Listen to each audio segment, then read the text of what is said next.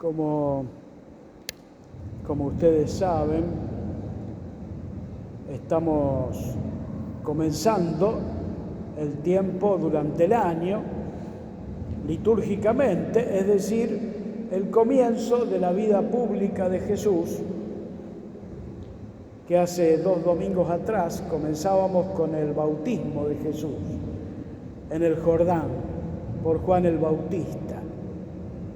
Y la semana pasada escuchábamos en el Evangelio mismo de Mateo cómo Juan el Bautista proclama quién es este Jesús. Es el Cordero de Dios que quita el pecado del mundo, con todo lo que esto significa para los israelitas, para el pueblo de Dios. Hoy ya, en el tercer domingo, nos encontramos con una situación muy fuerte para Jesús y para los que fueron discípulos de Juan el Bautista, porque este profeta de Dios ha sido encarcelado y poco tiempo después vendrá la muerte de Juan el Bautista, el martirio. Jesús entonces va a dejar el lugar donde Juan predicaba y se va a ir al norte, a la Galilea, que sería de Israel la provincia que está más al norte, más lejana de Jerusalén, más lejana de Judá, que sería algo así como el centro religioso y el centro de todas las actividades del pueblo de Israel. Es decir, cuanto más al norte, más lejos de todo esto. Nosotros tenemos un dicho que se aplica acá, pero exactamente al revés. Nosotros decimos, Dios está en todas partes, pero atiende en Buenos Aires. Bueno, acá sería al revés.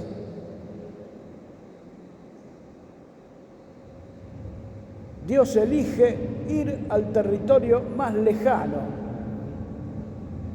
de este pueblo elegido, la Galilea, que antiguamente, cuando los israelitas toman el territorio de Israel, 2 de las tribus van a tener que ir a este territorio. Esos hijos de Israel, estas tribus, se llaman Zabulón y Neftalí. Para entender un poquito, cuando llegan a Israel, se dividen el territorio, las distintas tribus, de acuerdo a la importancia que tenía cada una de ellas. En primer lugar van a ser distribuidos los lugares para los primogénitos y luego, en ese orden, van a ir recibiendo tierras todos los demás. Es decir, que a los últimos les va a tocar los peores lugares. Y esos lugares eran bien al norte. Es lo que llamamos hoy la Galilea, lo que llamamos y se llamaba en esos tiempos la tierra de Zabulón y de Neftalí. Estos eran el último hijo de una de las mujeres de Jacob, o sea, de Israel, y el otro hijo de una esclava o de una sirvienta de Jacob. Es decir, Jacob va a tener 12 hijos, este Jacob es el mismo que Israel, y de ellos van a salir las 12 tribus de Israel. Es de los 12 hijos que tuvo Jacob. Jacob tenía una mujer que era la preferida, Raquel, de la que tuvo solo 2 hijos. La otra mujer se llamaba Lía y era hermana de Raquel. De ella tuvo otros tantos hijos, pero también tuvo hijos con una de las sirvientas de Raquel y con una de las sirvientas de Lía. Estos sirvientes eran como si fueran hijos bastardos. Bueno, también a ellos le ha tocado parte del territorio del norte, ¿bien? Donde termina Israel. Con esto quiero decir varias cosas. Ya lo sugiere el profeta Isaías, el que leímos hoy en la primera lectura. ¿Qué pasaba con esta región? Allí, por ser bien al norte, era una zona confusa en el aspecto religioso. Confusa quiero decir porque estaban todos mezclados allí. No solo había israelitas, sino también había extranjeros, paganos, como lo llama la Escritura, gentiles, o también tierra de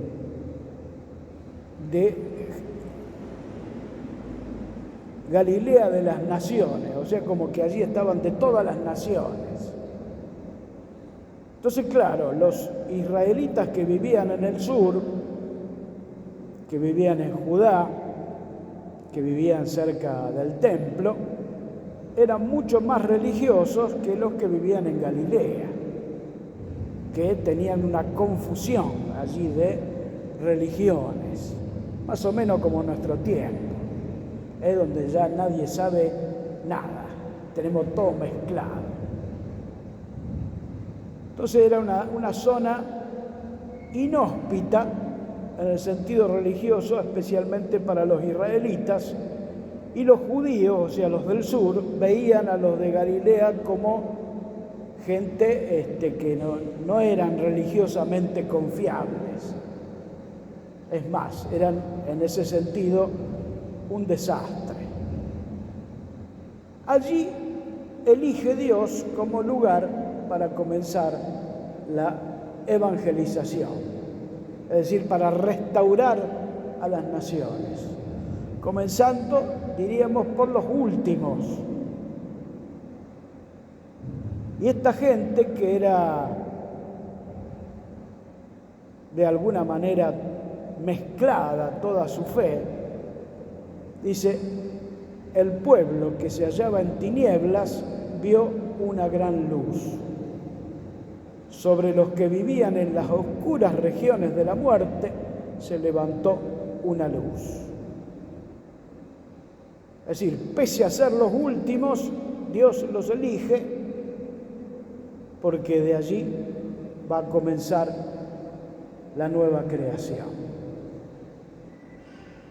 Y aparece en el Evangelio de Mateo, que leímos recién, las primeras palabras que nos dice la Escritura, dice el Maestro en el comienzo de su vida pública. Son las palabras que tenemos escritas aquí atrás del altar.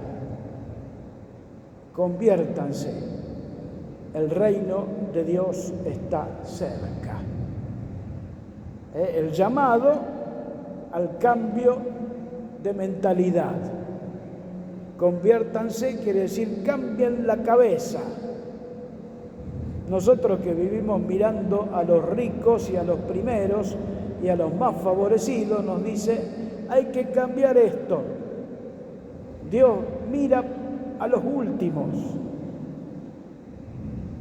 a los más pequeños, a los olvidados,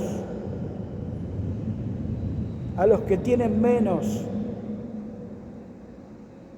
Y Dios no empieza entonces por las grandes ciudades, sino por las más pequeñas, los pueblos, las aldeas, los últimos.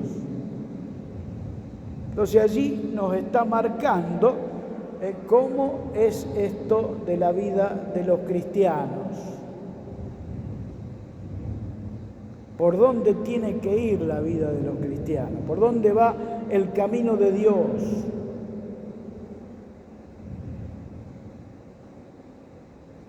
¿Qué es Israel en el tiempo de Jesús? No es la nación más importante, es un pequeño pueblo. ¿Qué es Nazaret en tiempo de Jesús? Un pueblo de 100 habitantes. ¿Qué es Cafarnaúm? Pequeñas aldeas. Y si seguimos este razonamiento, vamos a ver, por ejemplo, ¿qué es Casia de Santa Rita? ¿Qué es Casia? ¿Saben cuántos habitantes tiene Casia hoy? 4.000 habitantes. Imaginen en esos tiempos, Santa Rita. Dios va buscando en los lugares que el mundo no tiene ni en cuenta, ni en consideración. Y desde allí comienza la nueva creación. Por eso la mirada de Dios es al revés de la mirada de los hombres. Por eso dice, conviértanse, cambien la cabeza. Crean en la buena noticia. Aunque nosotros miramos el mundo hoy y nos sentimos confundidos, Dios está haciendo nuevas todas las cosas, aunque nosotros no nos demos cuenta. Y ya empezó en Jesús, en María y en todos los santos. Por eso nosotros miramos con atención a María, a los santos, y en especial en esta iglesia miramos a Santa Rita, hoy 22, como todos los 22. Son como pequeños faros que Dios va poniendo en el camino para que nosotros nos demos cuenta que Dios está haciendo nuevas todas las cosas y la quiere hacer también con nosotros, con cada uno.